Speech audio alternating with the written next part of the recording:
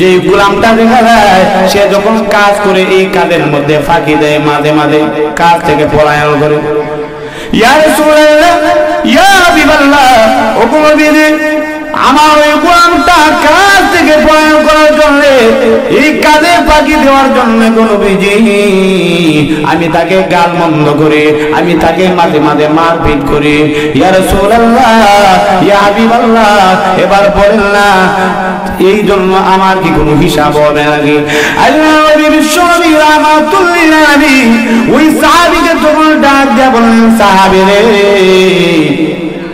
তুমি যে তোমার গোলামকে গালমন্দ করো, এই জন্য মহান আল্লাহ রাব্বুল আলামিন তোমার গালমন্দ যে তুমি গালাগালি করো, তোমার গোলামকে যেভাবে গালাগালি করো, তুমি তোমার গোলামকে যেভাবে মারপিট করো, তোমার গালমন্দ এবং মারপিট এইগুলা এক পাল্লার মধ্যে রাখা হবে। ও সাহাবী, তোমার গোলাম যে কাজ থেকে পলায়ন করে, এই পলায়নটুকু আরেক পাল্লায় রাখা হবে। রে সাহাবী, তুমি শুনে রাখো, তোমার গালমন্দ এবং মারপিটের পাল্লা যদি ভারী হয়ে যায়, তাহলে মহান আল্লাহ রাব্বুল আলামিন অবশ্যই এর হিসাব নেবেন, অবশ্যই এই জন্য তোমাকে ধরবে। আল্লাহ নবী বিশ্বনবী রাহমাতুল্লিল আলামিন এই কথাগুলো বলার পরে আম্মা জান আয়েশা রাদিয়াল্লাহু তাআলা আমি লক্ষ্য করে দেখি ওই সাহাবী যখন বিশ্বনবী রাহমাতুল্লিল আলামিন উনার কাছ থেকে গিয়ে কিছু দূরের মধ্যে গেল, কাছ থেকে কিছু দূরে সরে গিয়ে উনি তখন চোখের পানি ছেড়ে দেয়া খায়, এমনি উনি চোখের পানি ছেড়ে দিয়ে খায়।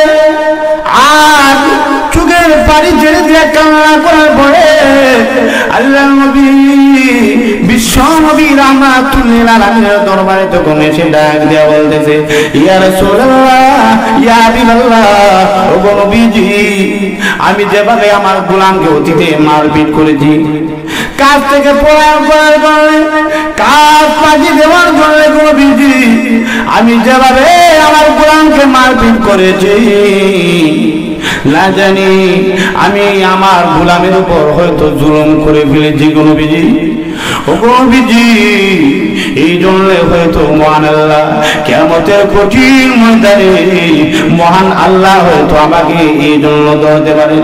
ইয়া রাসূলুল্লাহ, ইয়া হাবিবাল্লাহ, ও নবীজি, এখন আমার কাছে একটা কাজ মাত্র বাকি রয়েছে। এখন আমি যদি কিয়ামতের কঠিন ময়দানে মহান আল্লাহ কাছ থেকে যদি বাঁচতে হয়, ও নবীজি, একটা মাত্র রাস্তা রয়েছে। ও নবীজি, সেই রাস্তাটা হলো এই মুহূর্তের মধ্যে আমি আমার গোলামকে আজাদ করা ছাড়া আর বিকল্প কোনো রাস্তা নাই।